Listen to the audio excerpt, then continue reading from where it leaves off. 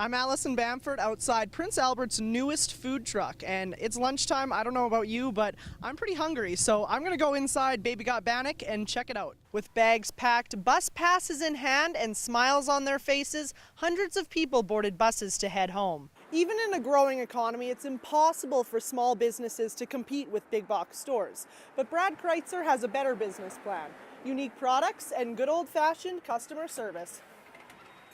Advice that undoubtedly goes both ways, as Bruce and part of his family will be there cheering from the stands.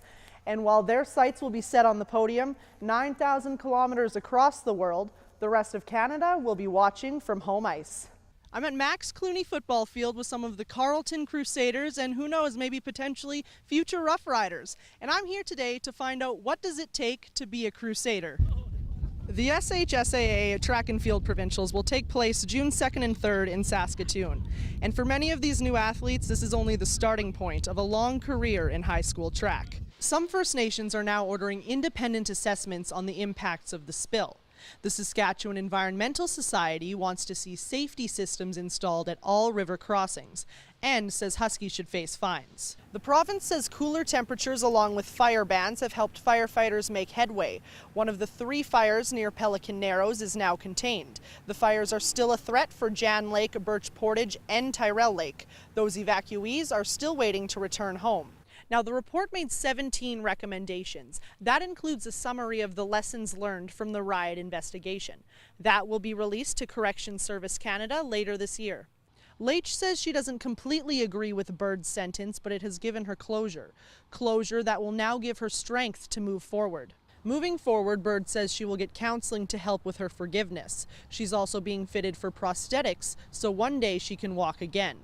Black will now be sent to a prison outside of the Prairie Provinces, a way to protect him after what the judge says was an infamous case.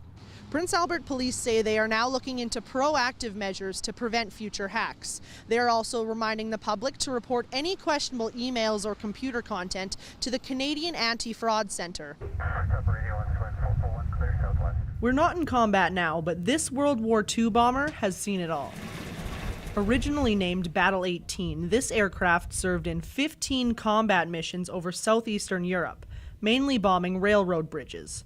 It's also a part of the 1942 Doolittle raids, the first attack on Japan after Pearl Harbor. Most of these missions would have been low level, no more than about 5,000 or 6,000 feet, coming in low, dropping bombs, using the forward firing guns. Made in the shade is a B-25 J. Mitchell, one of only 34 still flying in the world. Close quarters for the crew of 6, and as for the flight, fairly smooth but extremely loud. The bomber retired in 1979, opening up doors for aspiring pilots. This airplane was sitting abandoned, and I used to get up in it and make airplane noises. Now I'm flying it. In 1983, the aircraft was donated to the Commemorative Air Force based in Arizona. 28 years later, it was restored. The aircraft now tours North America every summer, bringing along many memories. All of these signatures are people that worked on these aircraft or flew on these aircraft. Now, the public has a chance to fly in the plane. Some passengers are wary. How you feeling, Allison? I am so scared right now. But for World War II veteran Teresa Brassard, who served nearly a year in the Catholic Women's Army Corps, it's an honor. The excitement's too much for me. If you want to take this all in, Made in the Shade is offering both tours and flights. The bomber will be in Prince Albert until August 20th before taking off to finish its North American tour. The next stop, Brandon, Manitoba. Allison Bamford, CTV News, Prince Albert.